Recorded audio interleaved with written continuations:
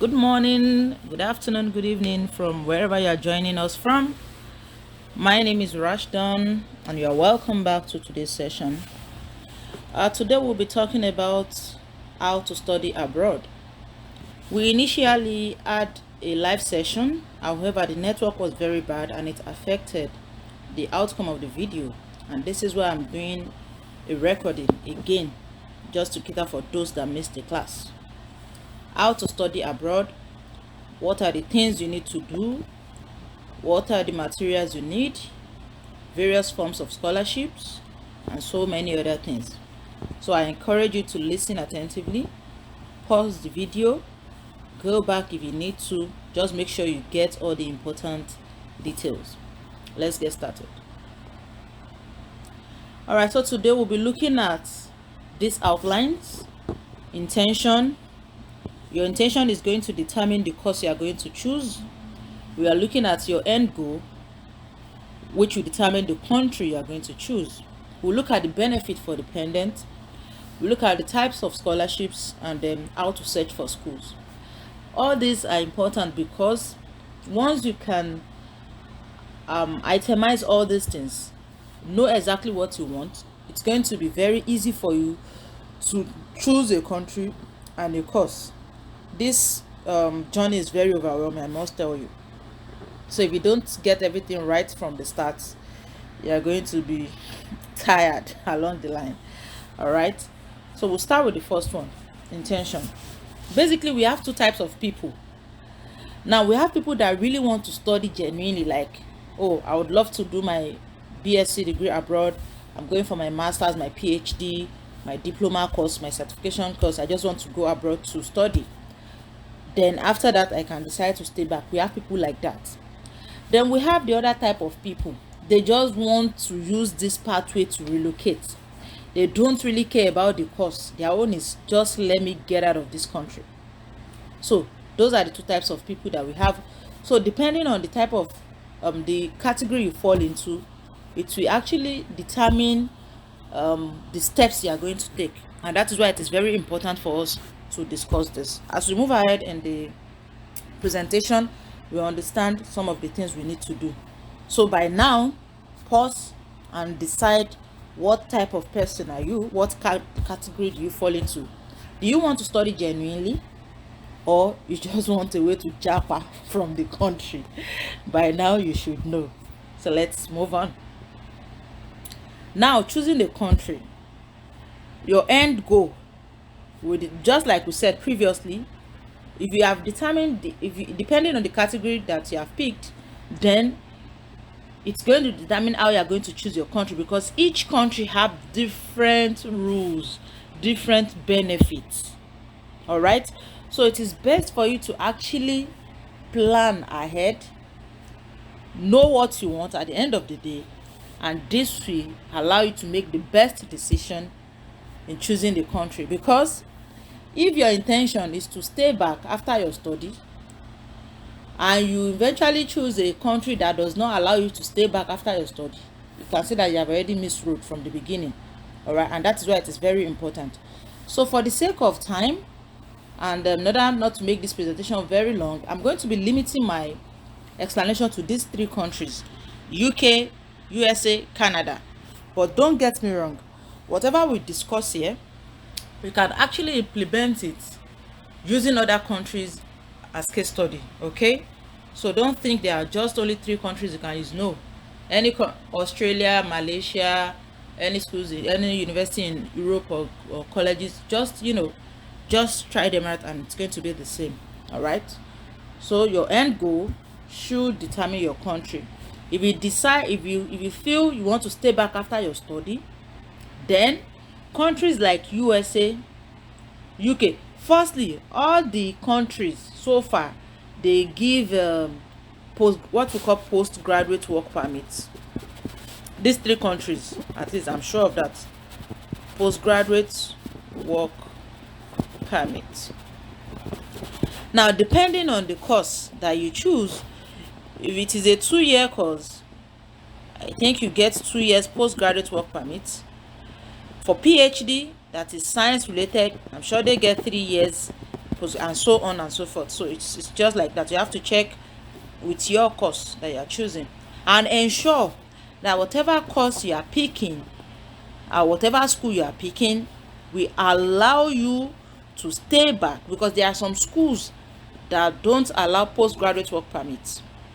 All right, and there are some courses that would not give you that opportunity of staying back after your study. So it is very important for you to choose a course and a school that allows you to stay back. Now, for a country like USA, when you get your postgraduate work permit, okay, after your, let's assume they give you 2 years to stay, like you are graduating 2022 this year, so they're not saying, oh, you have 2 years to work just to gain experience. It means you can work 2023, 2024. After 2024, the USA will tell you, thank you for coming to our country. Now you are expected to leave within 60 days, within 30 days or so, or they can just mention the time frame for you, and they expect you to leave. If you don't leave the country willingly, they will deport you. And once they deport you, you know what that means. You have already spoiled your reputation as regards traveling abroad. And most of these countries, they share information. So if you are deported from USA, there is every chance that Canada will have that information. Don't just take, I know some people might say it's a lie. All right, if you don't just take the risk. All right, if it is a lie or it's not, yours is not to take that risk. All right, so if they give you 2 years postgraduate work permits, after 2 years you are expected to leave their country, unless or except you get a job, not just a job, from a reputable company that is willing to sponsor you. I repeat, let me repeat that again. After your postgraduate work permit, 2 years, for example 2024, you are expected to leave the country and go back to your country. If you don't want to go back to your country, you should get a job. I'm not saying it's not just getting a job. It should be from a reputable company that is willing to sponsor your stay. It means if I have a company as Rashton Pharmaceutical Industry, and you as a pharmacist want to work with me because you are looking for a way to stay back after you have exhausted your postgraduate work permit, then I, as the employer, should be willing to stand in for you, filling some paperwork and stating that yes, I am employing this person and I'm willing to sponsor the stay of this person. So it means from the paperwork, it's going to state that you are working with me and I'm the one responsible for your stay in the United States of America. After that, I'm sure by the time you work for some years, you should be qualified to, and if the company can do it, they will file for your green card, and from there you become a permanent resident in USA, after which you can become a citizen after some years. All right, is that clear? The same with UK. You get your postgraduate work permit. After your postgraduate work permit, they expect you to leave the country and go back home, or you get a company that is willing to sponsor your stay, just like I've explained with US. So UK and USA, they are the same with staying back after your study and exhausting your postgraduate work permit option. Then we have Canada. This is the baba of demo, and this is why Canada seems to be the student destination when they want to study abroad. People are trying to move to Canada because Canada has a straight pathway. All right, Canada has a straight pathway of joining the system after your study.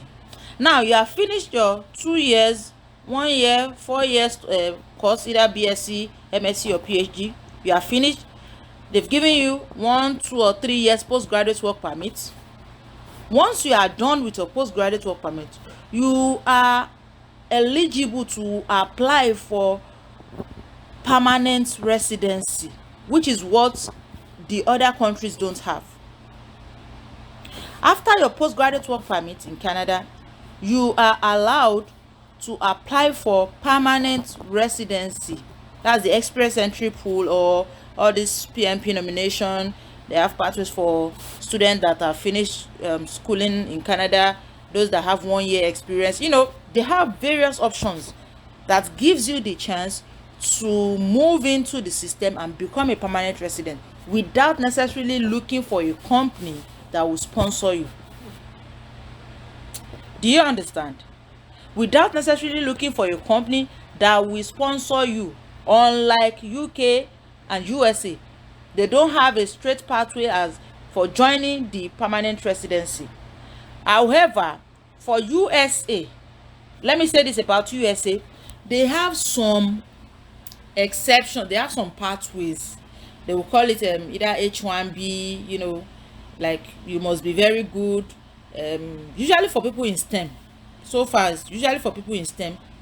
I'm sure it might be available for other non-STEM courses, but so far those that I've seen, they are for people in STEM. They'll be like, if you are a special talent, you have publications, you are useful to America, your courses, all those, still not as straightforward as getting to Canada, and they are just telling you, just enter the express entry pool, and you have a chance of becoming a permanent resident. So that's basically the difference. So if you have whatever your end goal is, or if I want to become a permanent, I'm just looking for a way to japa, you can just choose Canada that has the plan there for you.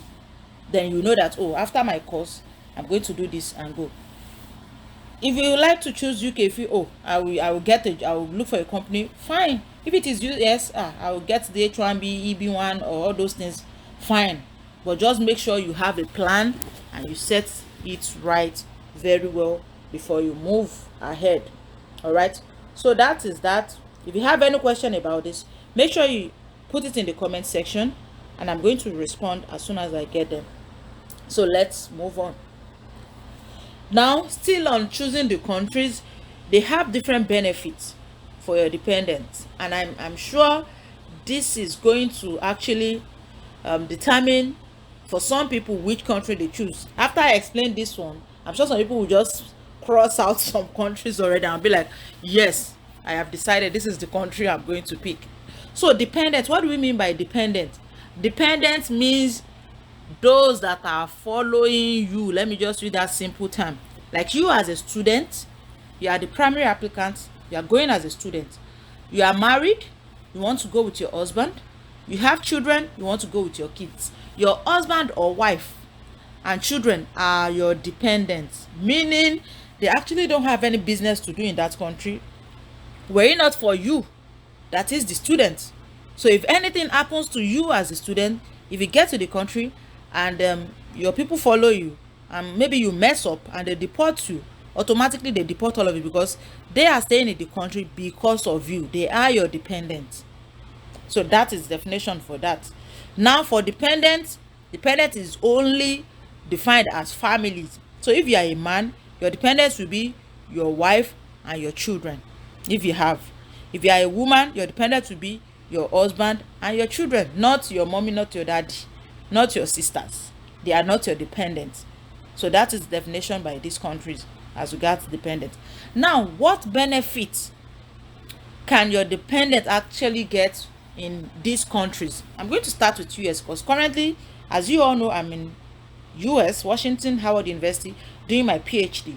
I came with my husband and my 2 kids. Though my husband is not staying, he goes, and there is a reason for that. In USA, we call student F1, while your dependent are called F2. In US, F2s, that is your spouse. Of course, the children cannot work. Your husband, the person that is coming as F2, if it is the wife or the husband, are not allowed to work. Let me say it again.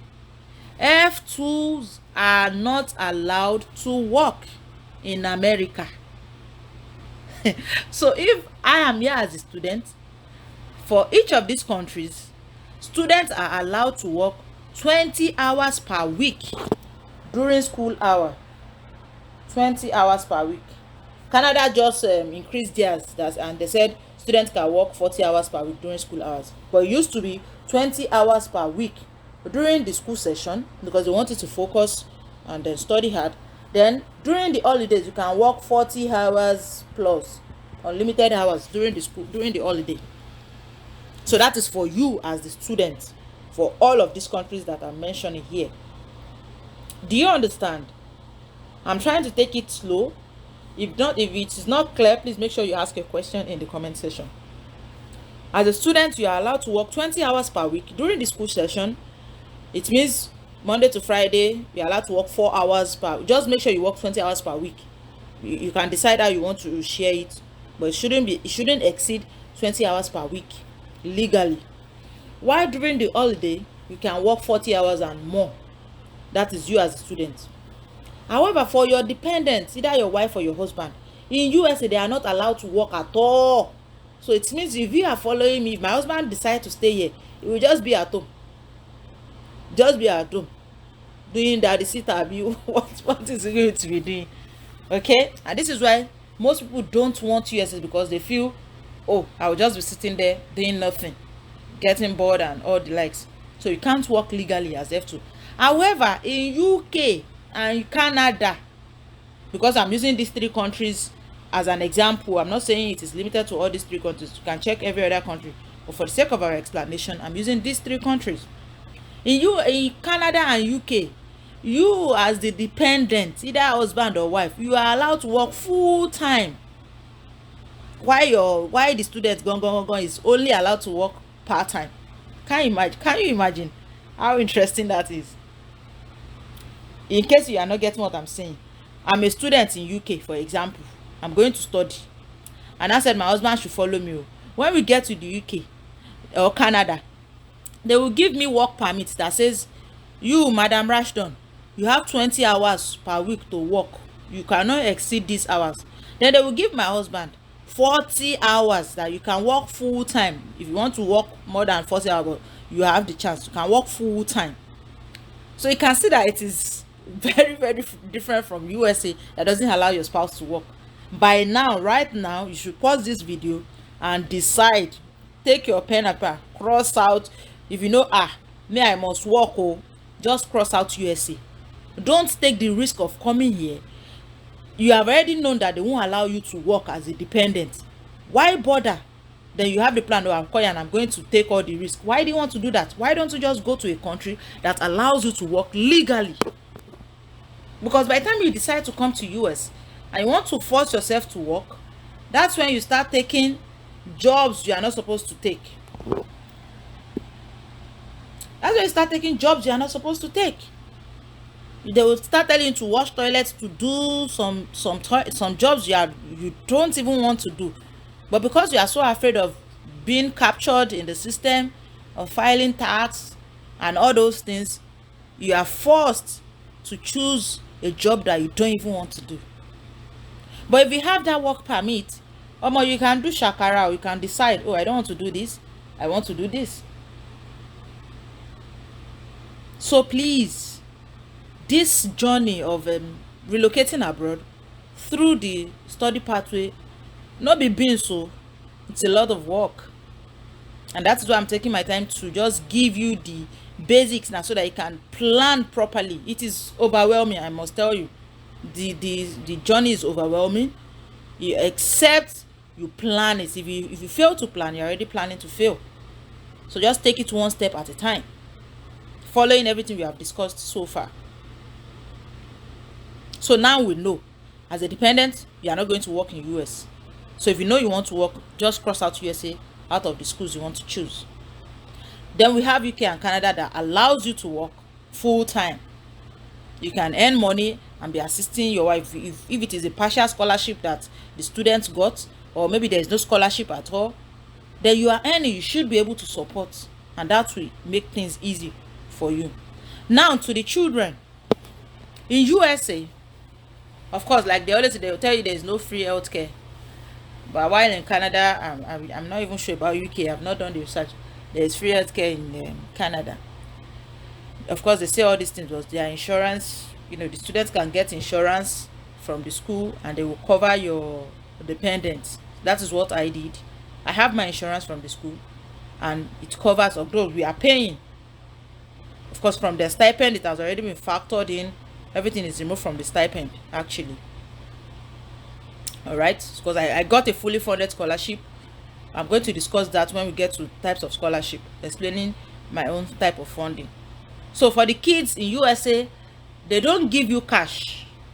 Okay, for the kids in all of these countries that I'm mentioning as an example, when they are 4 years old, they attend school for free. In any of these three that I'm mentioning as an example, the school is free. Anything from 4 years old, they attend school for free till they finish their secondary school, and then they want to start their university.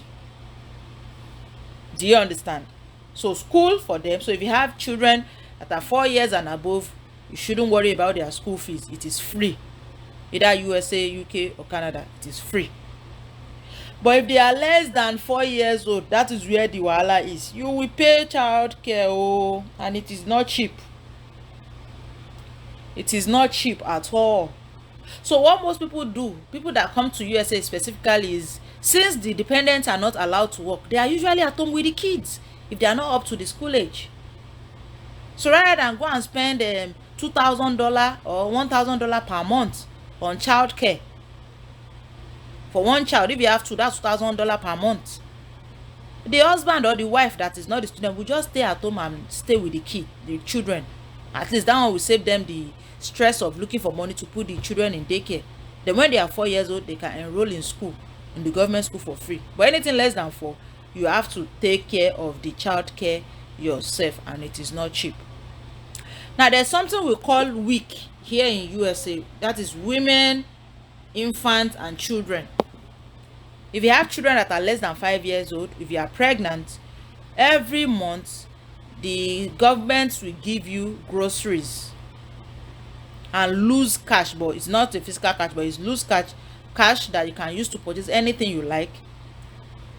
So me, because I have 2 children, the last time I collected, I think everything was about $250 or $300. $250 tied to some groceries. Like they will list, you are going to choose the type of groceries you want. However, there was now $50 cash, though they didn't give it to me, but it was on the card. Now you can use it to now buy anything that you like, anything. But the other groceries, they have already put them. You have selected, oh, I'll be taking cornflakes, I'll be taking yogurt, you have selected all those ones, and everything accumulates to a particular amount. So if you are pregnant, if you have children, they will give you that. In Canada, I think I heard they give cash. I don't know if that, but I think I heard someone said they give cash, but USA does not give cash. I'm not sure about UK if they have that benefit, unless I check back and give you guys the update. So that's that about the benefit for the children. I hope you understand. So now you should be able to decide, you should know by now which country favors you and the one that doesn't. So don't waste your time in applying to schools in a country that does not meet what you need. Are we clear? All right, let's move ahead. Yes, so we have types of scholarship. We are moving forward, we are almost done. We have types of scholarship. In my own time, I have what I call the automatic scholarship and what I call the manual scholarship. What do I mean by automatic scholarship? Automatic scholarship means once you apply to a school for admission, let's say I'm applying to Howard University, Washington DC. I would like to take PhD in pharmaceutical sciences. The moment they give me that admission, that hello, you have been offered an admission, it means for an automatic, it means automatically the moment you receive admission letter from the school, automatically you have been given a scholarship. You don't need to do any form of application or anything. It just comes automatically with the admission letter. Oh, I'm applying to University of Florida. I want to take a BSc in food management. The moment they give you that offer, congratulations, you have been given, you have been offered an admission in our school. Just be happy that yes, this one, it comes with full scholarship. It comes with scholarship. Why we have what we call the manual scholarship? Manual because after you have applied to a school for admission and they give you the letter that congratulations, blah blah blah, you have been given this admission, it means you now have to apply for the scholarship. Remember the first one, you are not doing any application for scholarship, while the second one, after you have been given an admission, depending on the school. Some school will tell you the moment you submit your application letter, you must submit the scholarship application letter as well at the same time, so the decision can come out together. Or some will tell you apply first, make sure you get the admission before you now apply for scholarship. So that's what we call the manual scholarship. Any question on this, feel free to ask in the comment section. So we now have various forms of scholarship. So depending if it is either automatic or manual, we have different forms of scholarship regardless of either automatic or manual. So we have what we call the full scholarship, the partial scholarship, and what we call loan. Some will be thinking, is loan a scholarship? Yes, it's a form of scholarship. Anything that will just make you study easily without any stress, without you thinking about how do you get money to pay your tuition fee, blah blah blah. It's a scholarship. All right. So we have the full scholarship. Now, what do we mean by full scholarship? Full scholarship means the school will pay your tuition fee and they will give you pocket money. Some will even pay all the fees like insurance, accommodation, but let me just limit it to the most common. Like they will pay your tuition fee, your school fees, and give you pocket money every month or every 2 weeks. Every 2 weeks. That's a full scholarship. We have partial scholarship. Partial scholarship can tell you we will pay your tuition fee, the complete tuition fee, but we will not give you pocket money. Or they can say we will pay half of your school fees, we will still not give you pocket money. So that is what we call partial scholarship. Or they will tell you, oh, your school fees is $10,000, we are going to give you $2,000. That's still a partial scholarship because they are still giving you something. Oh, your school fees is $10,000, we are willing to give you $1,000. It's still a partial scholarship, even though you might be thinking 1,000 out of 10. Okay, some people are even looking for the 1,000. So still a partial scholarship. Then we have loan. Loan, of course, the country has loan plan for students, but because you are not a citizen or a permanent resident of the country, you are not even qualified to get any federal benefits because you are an international student. However, there are companies that are willing to grant you this loan and give you a payment plan. They can tell you, okay, your payment plan is 5 years, you are going to pay back in 5 years, of course after you are done studying. They just have that assurance that of course you are in a developed country, you should get a job after you are done, and trust me, you can't run away from there. Don't think it's from your own country, wherever you are coming from, that maybe they don't have a law. That just trust all these countries abroad. Don't think, oh, back home we can easily go away with this. No be so for all these people who play. So you make sure you fulfill your promise. When you have the plan, oh, this is where I'm going to pay back, 5 years plan, then you pay back and you continue to live your life. Don't be indebted. Don't take too many things. We have students that go abroad, and because they have this loan and they start buying cars on credit, they start buying house. Why don't you just focus on your primary assignment there? If you are using loan, finish your school, pay off your loan, and start enjoying your life, rather than acquiring more debt, and by the time you are done, you are overwhelmed with the debt, and you start becoming a motivational speaker on the social media and start saying, yeah, abroad is bad, oh, don't come, oh. You see such people. When you don't do things legally, when you don't follow the rules, you become frustrated and you start convincing people not to come out of your own frustration. All right. So if you have a full scholarship or a partial scholarship, it can come in different forms of assistantship. Now, they can be teaching assistant. They can say, okay, by the time you start doing your research, you can see teaching assistantship available. What does it mean? It means you might be assisting in marking scripts, supervising undergraduate students, marking assignments. Some people, they will allow you to teach, but very rare occasion. We have research assistantship, where you assist in the lab, you work with the professor in the lab. Then we have the departmental scholarship. If the school is not giving, if the school as a whole is not giving scholarship, let's say University of Maryland as a whole is not giving scholarship, Department of Sociology can be giving scholarship. So that is departmental scholarship. These are things you check when you are doing your research.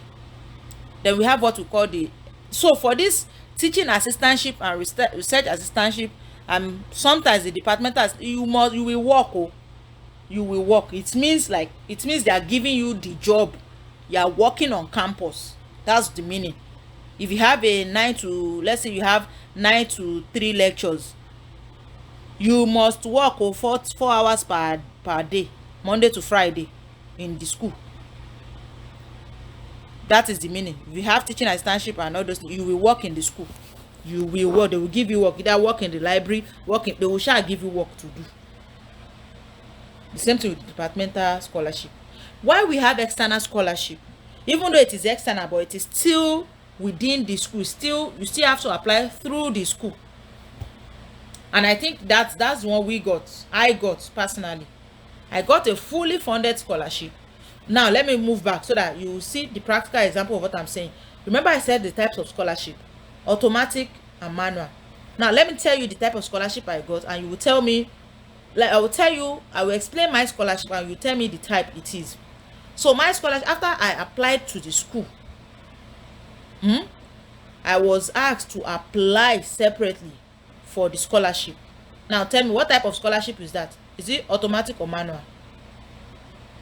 Correct, manual scholarship. Because after I finished applying to the school, I was asked to apply for the scholarship again.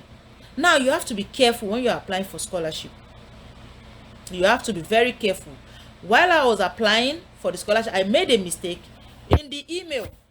I was supposed to send my document to graduate school at gmail.com, and I sent it to graduate. I added N.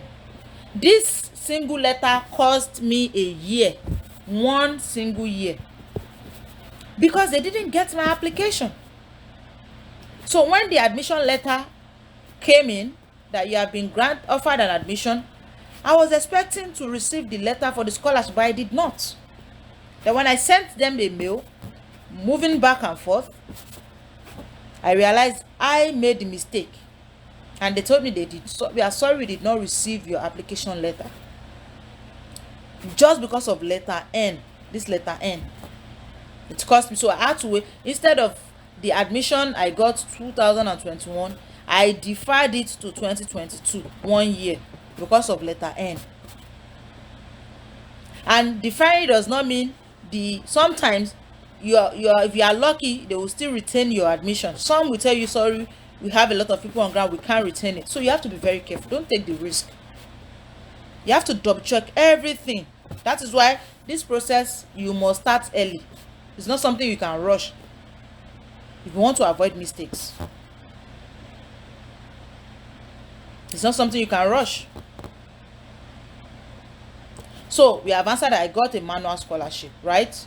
So it was a fully funded scholarship because they paid my tuition,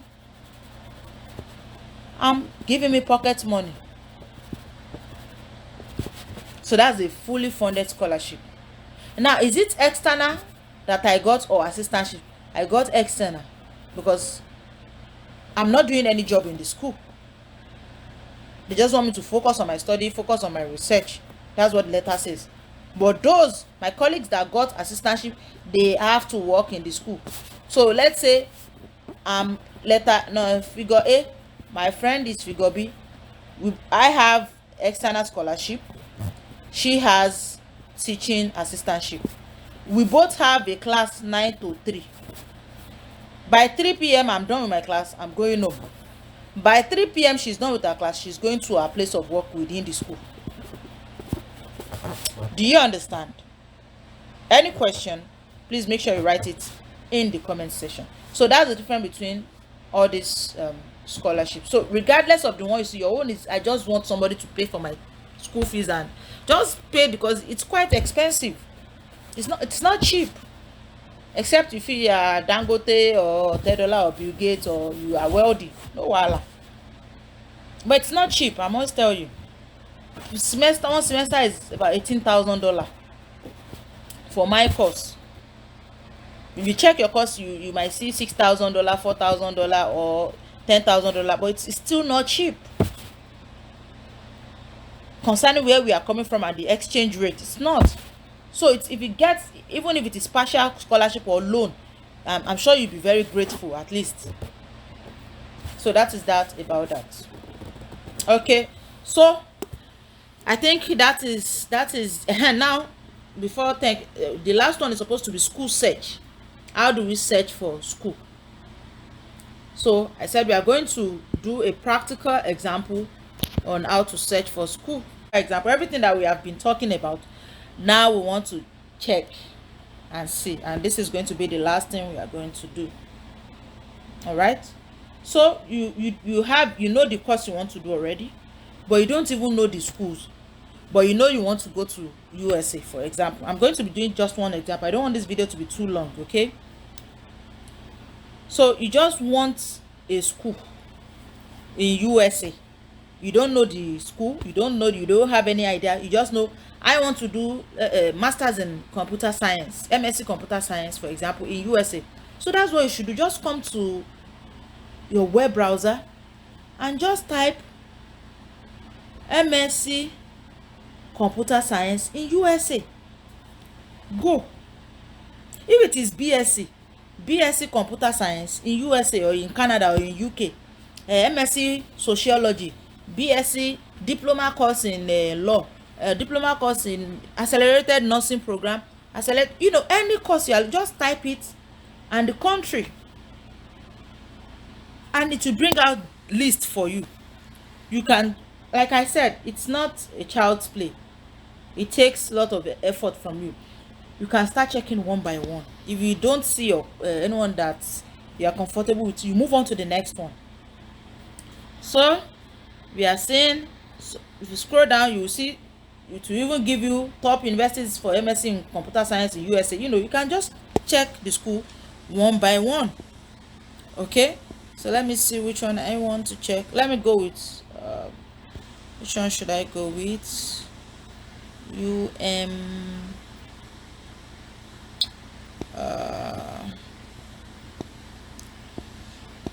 Let me see.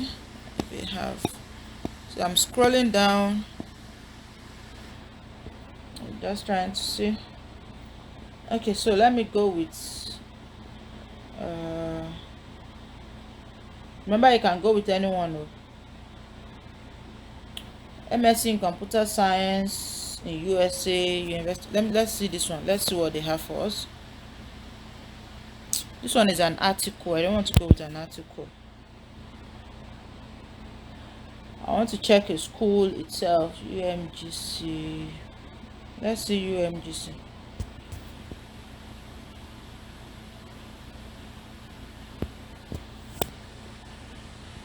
I don't want to put my details. I don't want one that will be asking me to put my details. I saw one earlier. Because of time, let me see if I can find it. Remember, if you are doing this on your own, you can put your details and get all the information you want to. Now, I don't want to start putting details because of time. UMBC. Okay, yes, I think I said it. Okay, masters in computer science. UMBC masters in computer science. Let me see. Let me see. Okay, if you know the name of the school you are going to, just type the name of the school. Straightforward, no problem. Okay, but if you don't know the name of the school, just type the course and the country to bring out various lists for you. Now, what do you want to check when you get to the website of the school? When you get to the website of the school, what do you want to check? You should look out for admission, then funding. Okay, these two are very important. You look out for admission. What are you trying to get in the admission column? You want to see the programs they have.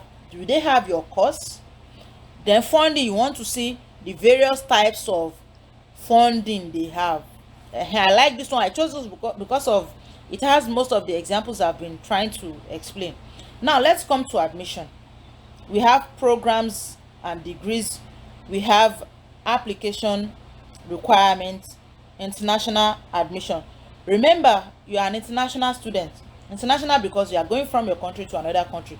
If somebody is coming from USA coming to study in Nigeria, the person will be telling his people in USA that I'm going abroad. He will be referring to Nigeria as abroad, and he will be an international student in Nigeria. So that's the way it works. You are going to another country, you are an international student. So when you are done checking the general requirements, please make sure you check the international student requirement as well. Usually there are various requirements. Now I forgot to mention, most of these schools will request for IELTS or TOEFL. But remember, if you are from Nigeria, as an example, or any other English speaking country, you are exempted from taking the IELTS or any other form of English language test.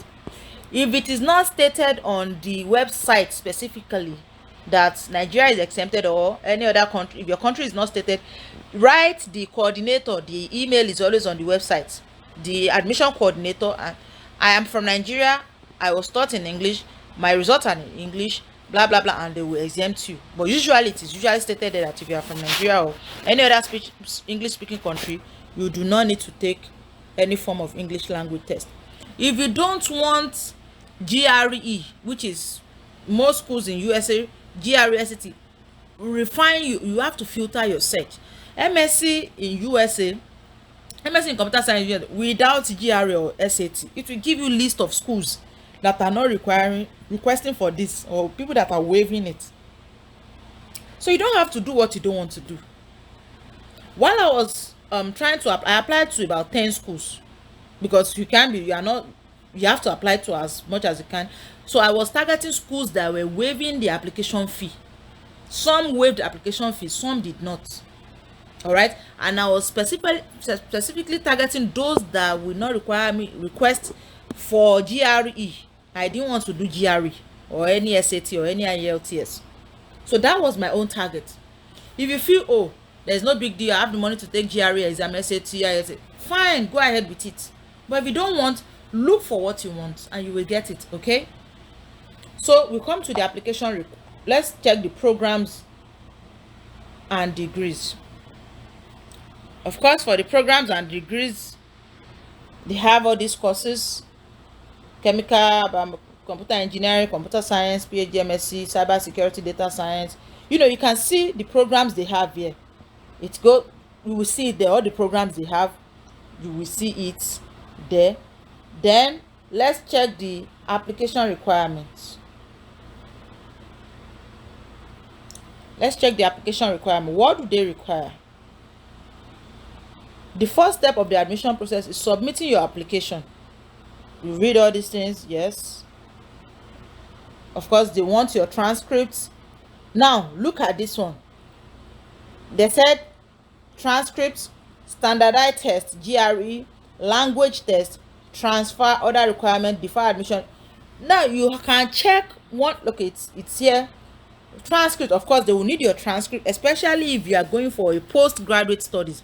As an undergraduate, they will only request for your results, WAEC or NECO, whichever. Usually it is WAEC, West Africa, WAEC results. You don't need to bother yourself with all this transcript. But if you are going for MSc, you will need your transcript. Most schools will request for the official transcript. Official means it is the school that will send it to them directly. In fact, in Nigeria, schools will not even give you as a student the official transcript. If they want to give you a student transcript, it is the soft copy, and they are going to watermark it that this is a student copy. So it is the school, your school will send it directly to the school you are trying to apply to, or the school you are trying to apply to will ask you to send it to WES, which is an evaluation body. Whichever they want, they will state it there. So you don't need to start disturbing yourself with that. Some will state GPA, some will not. They will just tell you, okay, we want 2.5 CGPA, we want 3.0, we want this. Everything is there. You just have to read the website. You should not be lazy. All right, you should not be lazy. Look at this one. They said GRE waivers Let me see if I can highlight it. Yes. GRE waivers are occasionally granted by the department for applicants in certain situations. Look, like I said, you must just write the coordinator. Oh, yes, I can see that they are requesting for GRE. I don't feel like writing it, or I don't want to write it. Write the coordinator. Just write the coordinator and just explain yourself. I don't have the fund to take this, I don't have this. Just write it. Email them. They will always respond to your mail. Don't call them. I can assure you will get a response, but when you send them a mail, trust me, they are going to respond. Look at this English language requirement. Applicants whose native language is not English are required to take an English language test. Can you see that? They are whose language is not English. It is English we are speaking in Nigeria now. They said test outlined on our international page. We'll check that later. Transfer credit.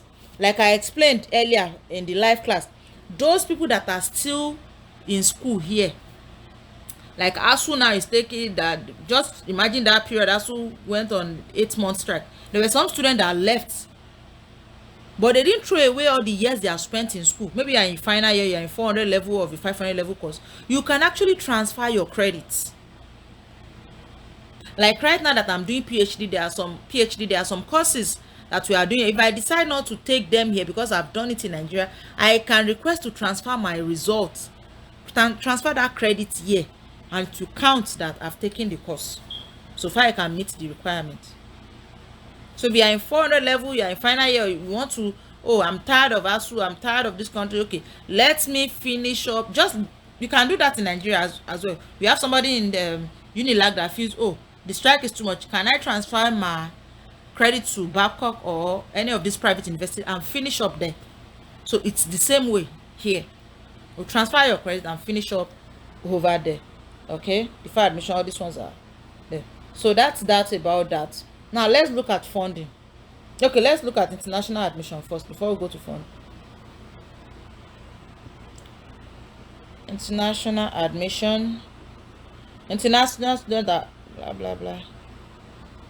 We have a large, so we have international students made up of up to 25% of our fall. Okay, general requirements. So this is just telling you about everything that we have explained.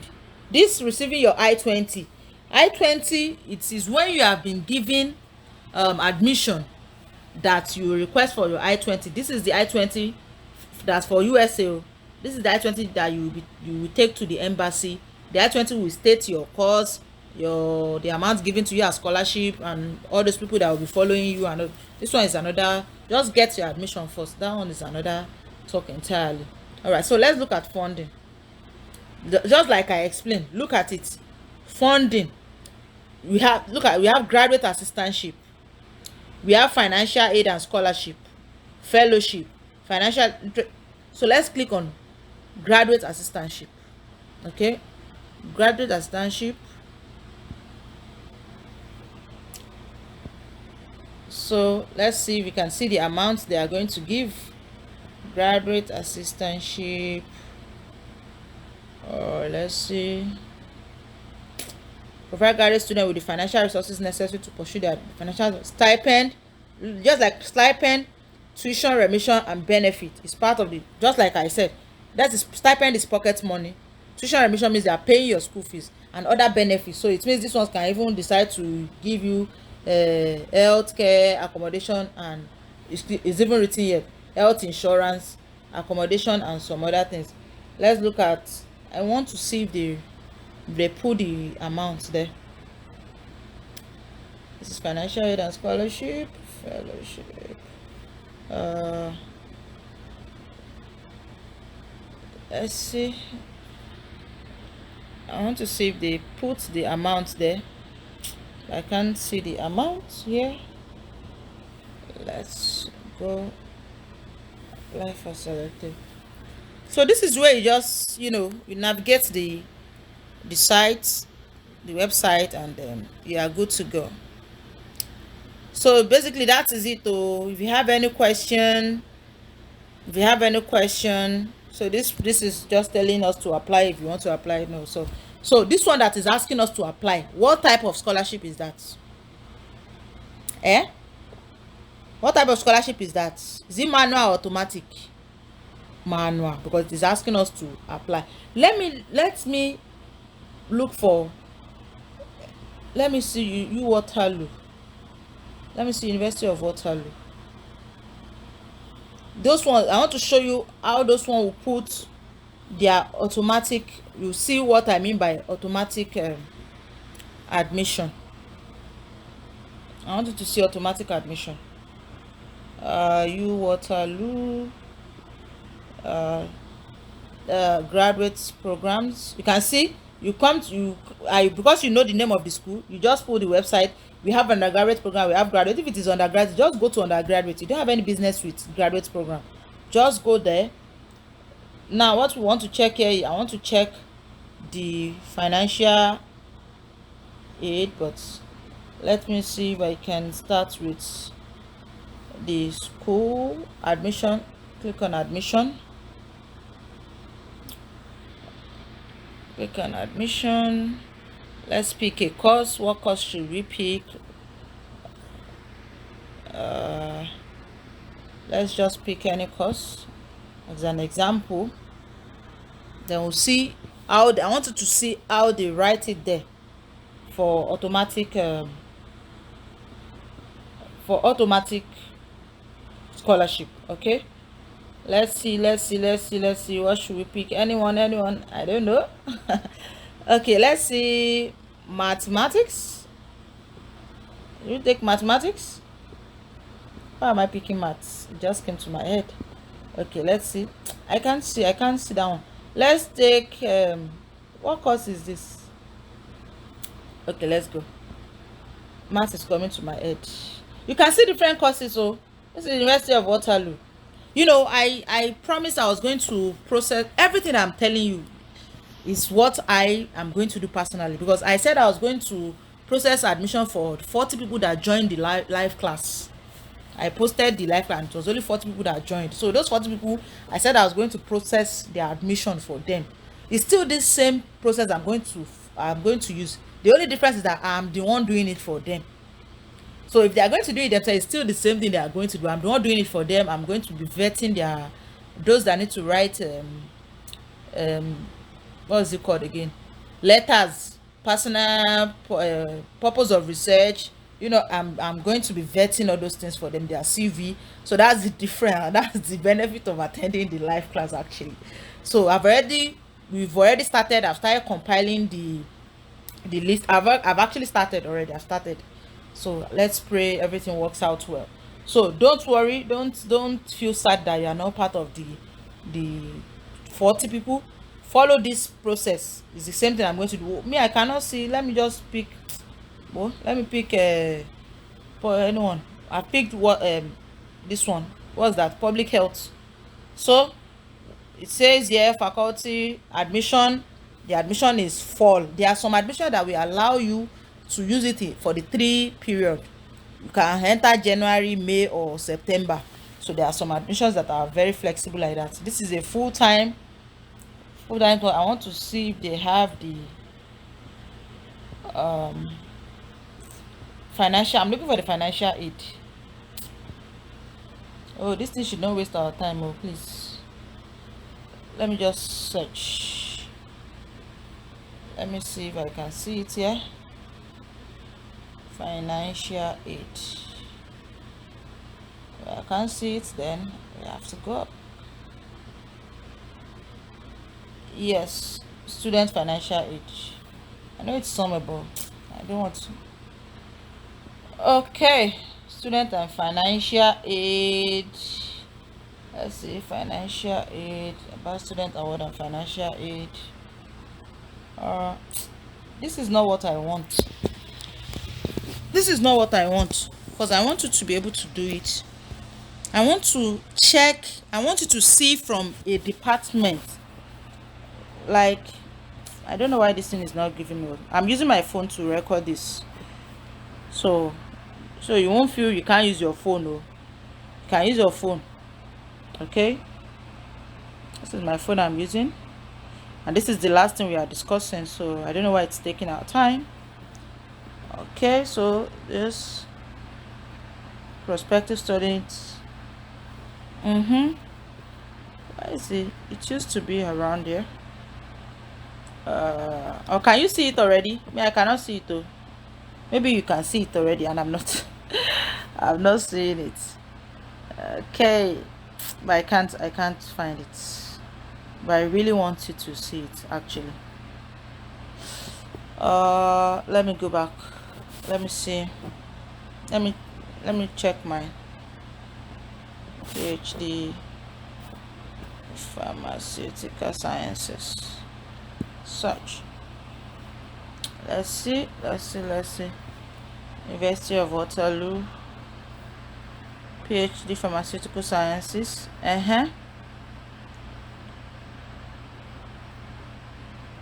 Finding a supervisor, transcript, how much will it cost, degrees, yes, how to apply, find out more.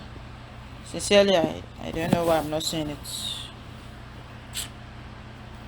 Oh, I can't find it one. This is already taking my time. It's taking my time, and I don't want this video to be too long. Graduate program, pharmacy. For the last time, if I can't find it, I'll check another one. Pharmacy, PhD pharmacy, yes, pharmacy. I've been here now, Abby. It's supposed to be here now. Did they upgrade their site? Where is it? Where is it? If you can see it, I don't know. You can still the same thing. Proof of English language proficiency if applicable. Like I said, if applicable.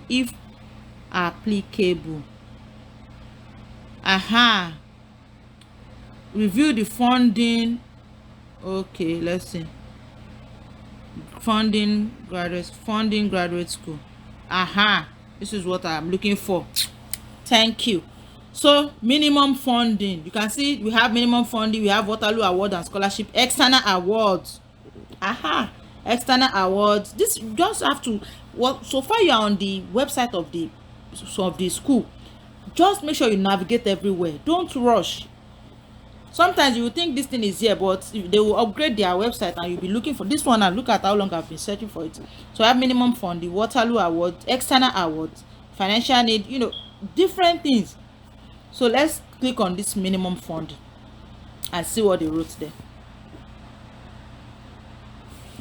They said the minimum funding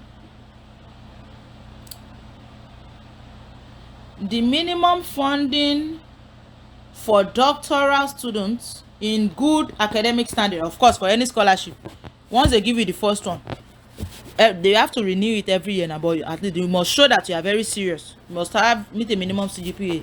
You that you are coming as an international student, you should know your primary duties here is to study hard, retain your scholarship so you don't lose it. Okay, the minimum funding for doctoral students in good academic standing is 25,000 per year.